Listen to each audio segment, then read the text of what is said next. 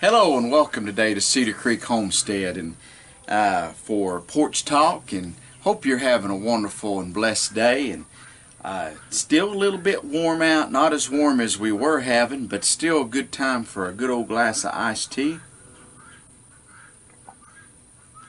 That's good stuff. I tell you, God is good and really blessing us here, and always has and always will. But just going to talk today a little bit of a subject been on my heart would be are the good times really over for good? And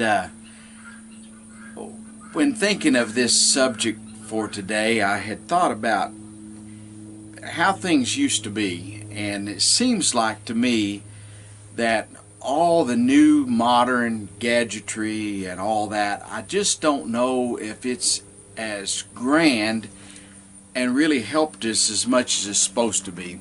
You know, there's some things like modern medicine that if it wasn't for the modern medicine today, I probably wouldn't be here. Many of us wouldn't be here today. So there's some things, modernized technology, that's been great. But some of the things, now you got automated everything. You can sit in your home with a remote control and adjust your blinds, window blinds, from your chair. You can adjust your heating and air conditioning from a remote control. You can adjust your heating and air from your phone and be clear across the country. Just modern everything. You can order stuff now through Amazon, and 2 days later you have it. And I remember back when I was a boy, my dad ordering a cement mixer, and he had saved his money to get a cement mixer, and he ordered it, and they had what I called a catalog stores, or mom and pop's Sears store. It'd just be a little small building, like set up in about every town. They had them. Some towns had what was called Western Autos, maybe you remember those, but we had a Sears store. And I remember my dad being so excited he couldn't wait until the cement mixer come in. But he had to drive down to that Sears store at Salisal when it came in to get the cement mixer. It didn't come by UPS. I don't remember there ever was such a thing at that time as UPS.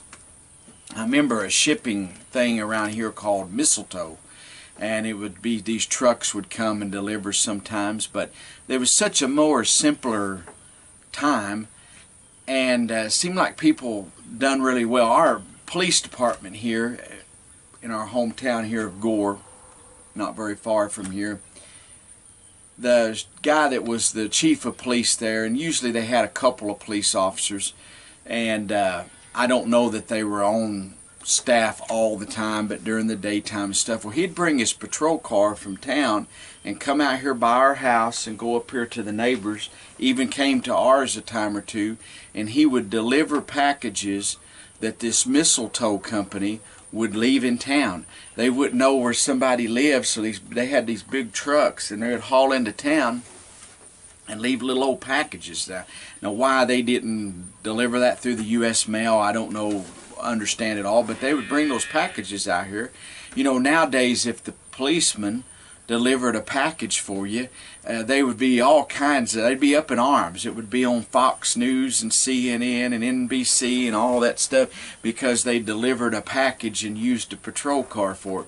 But there wasn't a lot of crime back in that time, and the police did their jobs, but they didn't have radar and all that stuff to set and clock you speeding, and you know, it's just a much simpler time. One of the things that seemed like people were more laid back and they would visit, and I think we're missing a lot of that. You see young people today will have their cell phones, and we went and ate here a while back, and a couple that I would say were about our age, my wife said, look at that couple over there, and so I looked over. They had their cell phones, and I never seen either one of them visiting to each other. Maybe they were texting each other on the phone. I'm not sure what was going on.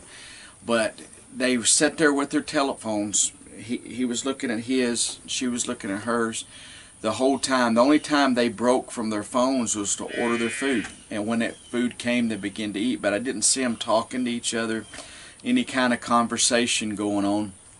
And it concerns me that people are losing their means of communication.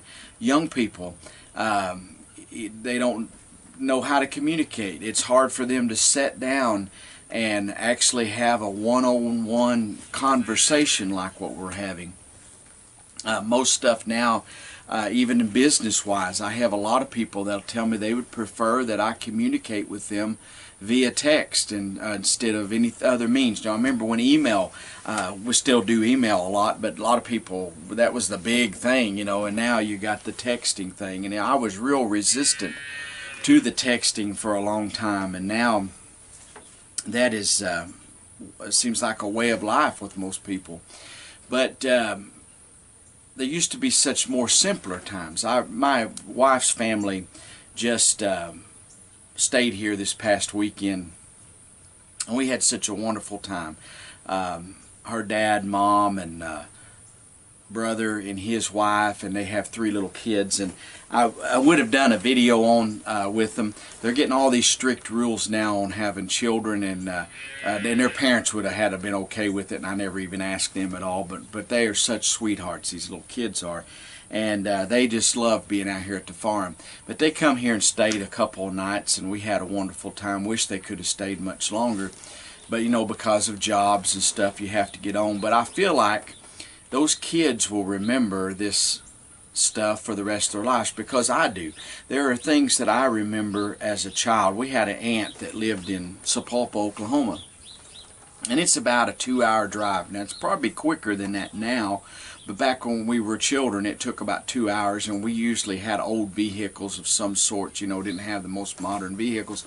And it seemed like quite a journey just to go for a 2-hour drive. But we'd go up to her house and stay, and she had a big house.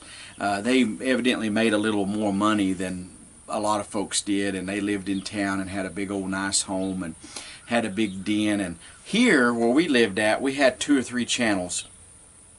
And you didn't watch much TV. Most of the television we watched was news and stuff. And they had the educational channels on, and then they had your local channels. But I remember, you know, it was a big thing in the afternoon or at night at 10 o'clock to watch the news and to find out about the weather. And if I stayed with Granny or Grandpa or somewhere, that was a big thing, mostly just to find out about the weather and the goings on. And anyway, we'd go up to her house, and she had cable television, and man, that was fun watching that. I'm like 100 channels or something, and I thought I was in a new world. And she let me stay in the den, and I would sleep on the divan in the den. She had other bedrooms, but like my sisters, and a lot of times there'd be another one of my cousins' families would be there at the same time we were, and sometimes there'd be 3 or 4 or 5 families there in her home. And but she'd let me stay in the den most generally, and I'd watch TV nearly all night long. And I thought that was the neatest thing, having all those channels. And my aunt, she would cook for us. Well, all of my aunts, and my mom, anyone that was there, they would all get together. But my aunt primarily spearheaded the cooking. And then we'd have popcorn and pop. We hardly ever got pop growing up. It was a very good thing for us, but we didn't have it because my folks couldn't afford it. You know, if you wanted pop, it come in glass bottles and little cardboard carton things, and you'd get, I think there were 6 of these bottles. And I remember my mom telling my dad, I've got some bottles saved up and I'm going to get some pop this weekend. And he would okay that expenditure to buy, you know, those 6 glass bottles of pop. I don't know what, if they were quart jars, whatever, maybe you remember that. But I remember her getting pop, and we would have pop and popcorn.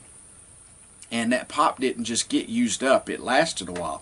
You know, like one of those bottles, and they had more. We mostly drank tea, sweet tea. That was the beverage of choice around these parts. Anywhere you went, they always had sweet tea.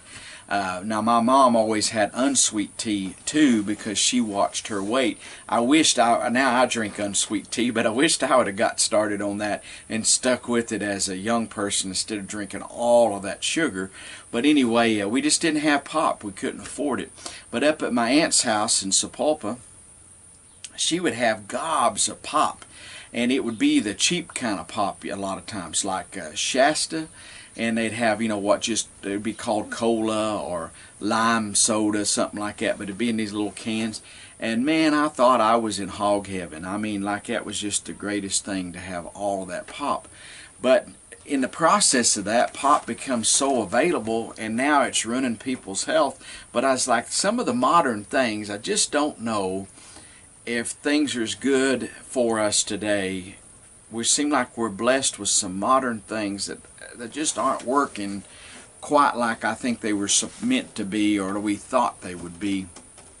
But one thing I enjoyed was when we'd stay there, and it wasn't just at my aunt's in Sapulpa. We would go somewhere, maybe to my grandma's, or my grandma didn't live all that far, but you might just end up spending the night. You didn't know. You wouldn't pack a bag or nothing. You'd just go, and it might end up that you just stayed all night one night. You'd go, or if you showed up at someone's home at lunchtime, and it come time to eat, you didn't go to Sonic or McDonald's or Burger King. I remember I was on up, maybe 9, 10, 11-year-old before I ever ate at a McDonald's, and I had heard about McDonald's, and I remember going there and ordering I believe it was the Big Mac, the one that's got the 3 pieces of bread in it, like a piece in the middle. And I ordered that because that's what all my friends said. And I went with the church group, and we got to eat at McDonald's. And I was so excited. I thought, man, this was going to be the greatest thing. Well, then you eat it, and it really isn't nothing spectacular. I mean, my mama cooked way better hamburgers than that, and I was thinking, boy, everybody's made this big deal about going to McDonald's. It's my first time, and it just wasn't. It was kind of a disappointment. But now, people's busy. They go out to eat. They go to all the fast food places. But used to, we'd go.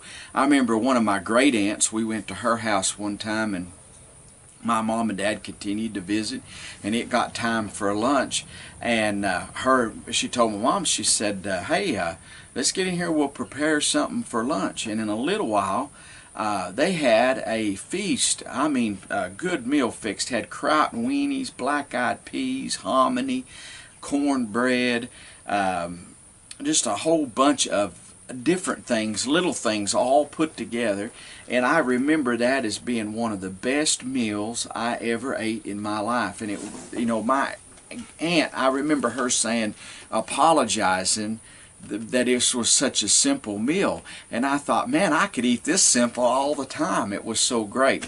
Someone just commented on one of our videos last week, Living on Less. Someone made a comment about that they liked fried squirrel and rice and biscuits. And around here we had a lot of potatoes and brown beans. We never did have a lot of rice growing up here, so I wasn't into rice. Now that I'm an adult, I do like rice. Like you go to a Chinese restaurant, I like fried rice and some things like. I don't eat much of that, but when I do, or a Mexican restaurant will have rice, I think that's pretty good stuff. But we didn't have a lot of that. But depending on the area you grew up in, but we had a lot of beans and fried potatoes. So we'd go down to my grandma's house, and it would be lunchtime. She'd have a pot of beans in the fridge. She put that on the stove, and my grandma could make up biscuits just real quick like. And she kept a bowl under the counter. She didn't have cabinet doors. She had curtains on all the cabinets, and she'd reach under there and pull out this bowl with flour in it, and it seemed like the flour was about 1 inch or 2 thick, and it was kind of rounded out inside. And my grandma would put some more flour in a sifter, and she'd sift that, and it would go down in there, and then she'd put different ingredients, whatever it was. Seems like eggs and different stuff in there, but I don't know how to make the biscuits, so I'm just telling you, I watched her though enough. I should have known how. But she would end up with a ball of dough in the middle and still have this flour. But if it seemed like what I thought she was doing, if it wasn't thick enough or whatever, she'd rake a little flour off into the dough. But she'd end up with this ball, and she'd start pinching off these biscuits, and she'd put them in a pan that had butter melted, and she'd roll them in that butter and then flip them over and have them in biscuits, and they were always perfect. I mean, that's one thing I remember. We had, sometimes my mom would have canned biscuits here just for the sake of time, I guess, but my grandma could roll up dough and make homemade biscuits as quick as you could go get them out of the fridge and get started. It seems like, get a can of them old biscuits out and peel that back and pop it open. Grandma could just make them very quick, and so she didn't know what a canned biscuit was, and but she'd make up biscuits, put the beans on the stove, heat them up, and a lot of times that's what you got was just biscuits. Or she would make cornbread, and you'd have biscuits and cornbread, and just a simple meal. But I enjoyed those meals, and we actually got sick of beans. I can just tell you, there was a spell in my life that we had beans so much that I said, when I get to be an adult, I'm not going to have beans. But I do have beans today, and I love beans today, but I stopped for a while there. But there was a time we ate so many beans that we'd put mustard in our beans, or we'd put ketchup in our beans. Maybe you were like that and ate a lot of pinto beans, and you had to have something in them. We put pepper juice. That was a big thing to have. Everybody canned hot peppers, and they put vinegar juice in them and canned them that way, and then you'd pour some of that juice into your beans. A lot of times if they had fried potatoes or Crichton weenies, we would mix, us kids would, the beans, Crichton weenies, and pinto beans all in a big glob on your plate and pour pepper juice on there. One of my sisters, that is one of her favorite things today, is to take and mix everything together like that, and especially brown beans and fried potatoes, and that's the delicacy to her, and she'll mix that up and pour pepper juice on top of it. But it seems like the simpler times made people much more happier, and I know I was much younger at that time, but it seems like the simple times. And just this weekend, with my wife's family coming here and seeing us, we sat on the back porch the biggest part of the time. We in the mornings we'd have coffee, the kids ran and played, and we just had a wonderful time. And it seems like I just feel like sometimes if folks would get back to the more simpler times. So I say, are the good times really over for good? And I certainly hope not. And I feel like getting back here to this life that we're living right now, this homesteading lifestyle, I feel like this is a more simpler and more humble and a more fulfilling type lifestyle of enjoyment and stuff that you get. And I'm glad to be able that we're living this lifestyle and be able to relax and have people come. Sometimes people come to visit that haven't been in the country all that much, the rural life, so they get to see stuff. Excuse me. They get to see stuff and experience things that you don't just see every day. I want to tell you another experience of the good times that I remember. When I was a kid, on Sundays, everything was closed here. Most of the gas stations actually closed on Saturday at noon. It's hard to believe that now, but on Sundays there was no gas stations open at all in this town. If you went over across the river, over on I-40 was a store there, and it had a little bitty convenience store and a restaurant that was called Biscuit Hill Restaurant. That area right there is called Biscuit Hill. It's neighboring, or now it's annexed in by the city of Weber Falls, but they called it Biscuit Hill. And it was open 24/7. Whoever opened it up said, we're going to be open all the time. They had fuel there, diesel and stuff, would fill up. Nothing like today. There's a big Love store there, gobs of gas pumps. I mean, it's a big thing. It's open 24/7. But this here, Biscuit Hill, was open, and you could go eat there anytime you want to. You could buy gas anytime. But here in our local town, everything closed. All the gas stations closed at noon. Later, someone got to having one that was open on Sundays. But when I was a young boy, we would go on almost every Sunday to my great-grandmother's house, and her name was Pinky Ferguson, and she lived down here in town. And we would go down there, and we'd have lunch. And we had such fun. All of us grandkids would be running outside playing and doing stuff, and they'd be inside getting dinner ready. My mom, would make a pie, and my other aunts, different ones, bring pies or something, kind of like a potluck dinner. But I don't really remember so much the meals as just the fun everybody seemed to have. All of my aunts and uncles, a lot of them have gone on to be with the Lord now, but they were there, and man, we just had a ball. We would eat and play, and just a wonderful time. But when you went through town here, the grocery store was closed, gas stations, the bars, there was a bar or two around here, they were closed. There was nothing open on Sunday, and almost everybody went to church. Now it seems like everybody's so busy going about this life that they're in, this rat race, that they don't have time to slow down and spend a little bit of time with their families. It seems like everybody's just running and rushing here and there. And used to, people would get together. You'd see them sitting out in their yards in lawn chairs or on their porches and stuff around here. You don't see that much anymore because everybody's just so busy going and going and going. But down here in town, we would gather and go to my great-grandmother's and have lunch, and then we'd come back home. We would nap, rest. It seems like you just didn't do much on Sunday. That's because most people were Christians. Nowadays folks don't seem to have time to even go to church on Sunday, but that used to be a big thing. But even the folks that didn't go to church on Sunday, they didn't do much other stuff. They laid around the house, rested, visited, went and ate. We wouldn't just be our family. There were several places that we would see going to town from here that you would see a bunch of cars every Sunday, and that family had gathered there to eat and visit and stuff, and they would stay about all afternoon till it was about church time, or a lot of times we'd come home, and my mom and dad, they'd have us kids lay down, take a little nap and rest, and then we'd go back to Sunday night church. But it seemed like things were so much more simpler, and I don't remember us ever running out of gas. Now we have gas stations here that's open 24/7. The grocery store's open from like 7 in the morning till 9 at night, and if you go just a few miles from here, you can go about 20 miles, you could go to Walmart's open 24/7. It's just, things have changed so much, but it seems like with all these more conveniences we have, the less time that folks seem to have.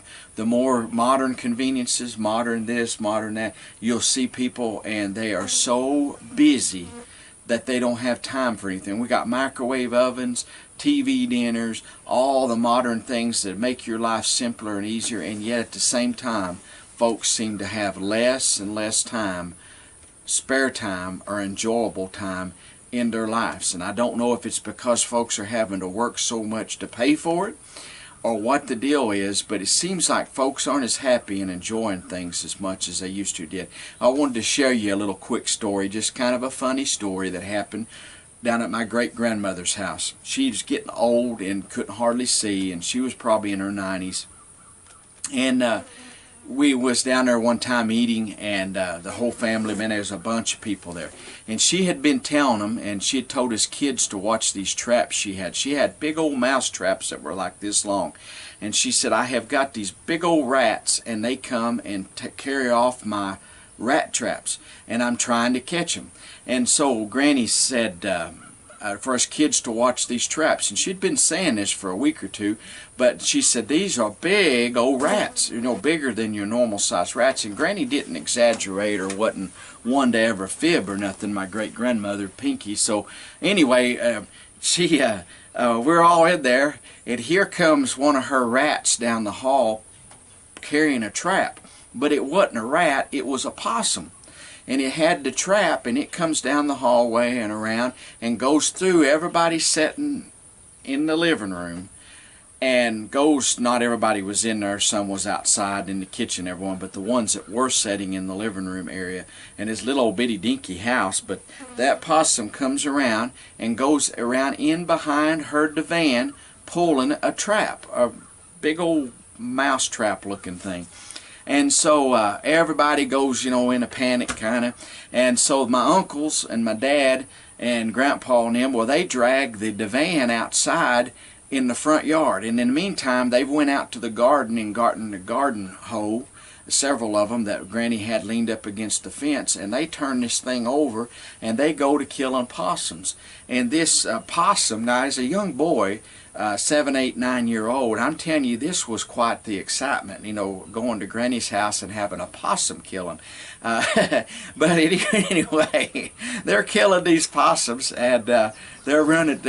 What happened was a mama possum had gotten, my granny had old house cats, and they would scratch up the front screen door. If you're familiar with those, used to people had just old screen doors on the front. Well, they would scratch that up, and evidently this possum, what they think, had went through the screen door, had going to have babies, so had babies and raised them up under my grandma's divan, and they was 5 or 6 young possums plus the old possum. And I remember one of them escaped. My granny's house was up off of the ground, you know, a raised house, and didn't seem like it had a way finished under the porch like most did. But I remember one of them little possums escaped and underneath there. But anyway, we had that was, as a young boy, that was quite the excitement of the time. But you know, that was better than playing a video game, or better than watching any kind of TV show. We went to Grandma's house. The TV wasn't turned on. She had a little old television, but I don't remember ever being at my great-granny's house that she ever had the TV on. I assume she watched it when it was the news and stuff, and my dad said he remembered watching a show or two with my great-grandfather before he passed away. But like when he wasn't feeling well, my dad went and sat with him, and that they watched TV on it. But they just didn't watch TV. People had, I guess, enough possum killings to keep them entertained. But anyway, are the good times really over for good? I certainly hope not. And I hope that folks that are homesteading will take thought for just a little bit. Slow down. Don't get caught in all the modern things. You could be a homesteader and still be so caught up in all the modern things that you miss out on reality. I say slow down. If you have to, get rid of your TV if it's a problem. Turn it off or whatever. I actually feel like the televisions today are the news channels and all that. They're trying to drive an agenda and promote something that's not good for us. And so I just say this, you know, the less you watch of it, the better. And if you could just get rid of it, would just be my advice. Now, we have televisions, and but I watch very little TV anymore. And could get, if the televisions went out here, that I would not miss them. I would make it fine. Sometimes we've even talked about just getting rid of our TVs. It's our son, he's still here, and he's 21-year-old, and he really don't watch much TV anymore like he used to did. So, but we do on our TV, we can watch YouTube videos. So we have a deal, maybe you have that, where you can actually watch YouTube. And so sometimes, like on Saturday nights, if it's too rough to sit outside, we have a little laptop, we'll sit outside here and watch Deep South Homestead live. Danny and Wanda, we love to watch them. We'll sit out here on the back porch and watch them. But if it's stormy or too cold, like in the winter, then we'll turn it on the big TV in the living room, and we watch YouTube on that me and my wife, kind of like a Saturday night family thing. But anyway, so you can use your TV for other things, but I'm just saying, just get back to a more simpler lifestyle. And I thank God for the simple life, and I thank God for all of our viewers and subscribers. And if you have not subscribed, if you would, we would greatly appreciate it. It certainly encourages me. There's a little bell icon right after you subscribe. This little bell will be sitting there. If you click on that, then whenever we upload videos, it'll notify you. I do the Porch Talk every Tuesday night at 7 o'clock. I do other videos periodically. I had a plan of doing videos on certain nights, and I've gotten so busy just right now with work that it's put me behind a little bit, but I'm trying to make sure I do the Porch Talk every Tuesday night. But if you would subscribe, and if you got a comment, I love the comments, and I'm sorry if I don't comment back to everyone. I try to at least read it, put a thumbs up. Sometimes there's nothing really for me to add to what folks have said, but sometimes I'll try to do comments and things, but sometimes there's just so many, seems like I can't get to them all, so I just put thumbs up, and because I do appreciate what you're doing. Hey, God bless you. We'll see you next week here on Porch Talk. We're gone.